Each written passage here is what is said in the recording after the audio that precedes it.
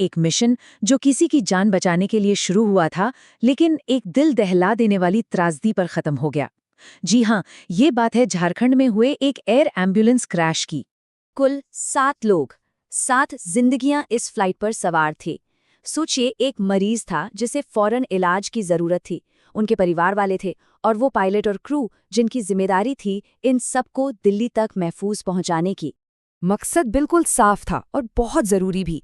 एक मरीज की हालत गंभीर थी और उन्हें जल्द से जल्द, मतलब जितनी जल्दी हो सके, दिल्ली के एक बड़े अस्पताल में पहुंचाना था। ये सच में एक मिशन ऑफ मर्सी था, है ना?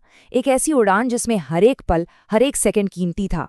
तो सवाल ये उठता है कि आखिर हुआ क्या? जो विमान एक जान बचाने निकला था, वो खुद एक हादसे का शिकार कैसे हो गया? चलिए, जो भी जानकारी अब तक सामने आई है उस पे एक-एक करके गौर करते हैं। तो सबसे पहले जो मेन खबर है, रांची से दिल्ली जा रही एक चार्टर्ड एयर एम्बुलेंस क्रैश हो गई है। ये एक दुखद हादसा है। तो जो शुरुआती जानकारी मिली है उसके मुताबिक ये एक चार्टर्ड एयर एम्बुलेंस थी, आरएपीएल कंपनी की। जैसा कि हमने बात की, इसमें एक मरीज, उनके परिवार वाले और क्रू को मिलाकर कुल 7 लोग थे। और अब इस बात की पुष्टि भी हो चुकी है कि विमान का मलबा मिल गया है। अब चलते हैं उस उड़ान के आखिरी सफर पर। देखते हैं कि वो कौन से पल थे जब सब कुछ बदल गया। कैसे एक उम्मीद भरी उड़ान एक त्रासदी में बदल गई। यहाँ टाइमलाइन पर ध्यान देना बहुत जरूरी है। देखिए, शाम के 7 बजे प्लेन ने रांची से उड़ान भरी। सब ठीक था, लेकिन फिर सिर्फ 20 मिनट बाद करीब 7:15 बजे एयर ट्रैफिक कंट्रोल यानी एटीसी से इसका संपर्क टूट गया। और बस उसके कुछ ही देर बाद खबर आई कि चतरा के जंगलों में इसका मलबा मिला है। अच्छा, जैसे ही ये खबर फैली, अधिकारी तुरंत हरकत में आ गए। सबसे पहली प्रतिक्रिया क्या थी? चलिए देखते हैं। झारखंड के स्वास्थ्य मंत्री हैं इरफान अंसारी। उन्होंने सामने आकर न सिर्फ इस क्रैश की पुष्टि की, बल्कि एक बहुत साफ संदेश दिया। उन्होंने कहा है, और मैं उन्हीं के शब्दों को कोट कर रहा हूं, अगर इसमें कोई भी लापरवाही हुई तो मैं सख्त एक्शन लूंगा। मतलब साफ है, इस मामले की पूरी और गहरी जांच होगी। इसके फौरन बाद लोकल एडमिनिस्ट्रेशन को अलर्ट किया गया और रेस्क्यू टीम्स को उन्हें तुरंत क्रैश साइट की तरफ रवाना कर दिया गया। उस वक्त बस एक ही चीज सबसे जरूरी थी, किसी भी तरह विमान में सवार उन 7 लोगों का पता लगाना। लेकिन ये रेस्क्यू ऑपरेशन ये बिल्कुल भी आसान नहीं था।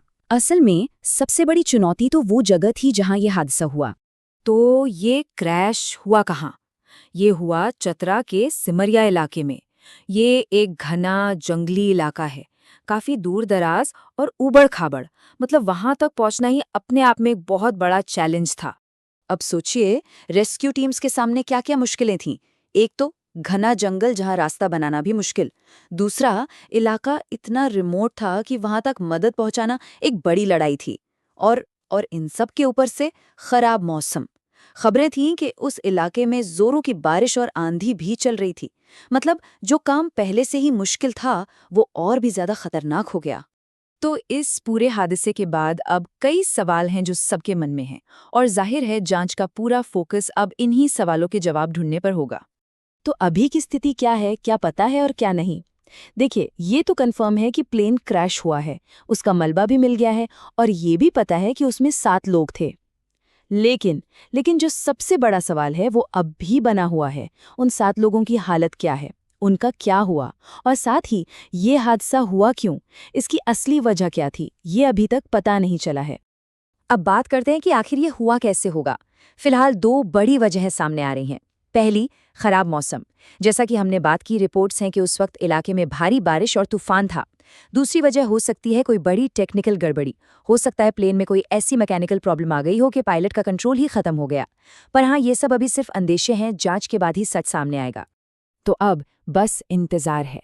रेस्क्यू टीम्स उस मुश्किल इलाके में अपना काम कर रही हैं, और हम सब, पूरा देश, उन जवाबों का इंतजार कर रहा है जिनकी सबसे ज्यादा जरूरत उन परिवारों को है जो इस हादसे से जुड़े हैं। और उम्मीद यही है कि इस पूरी त्रासदी से कुछ ऐसे सबक सीखे जाएं ताकि भविष्य में इस तरह की घटना फिर कभी ना हो।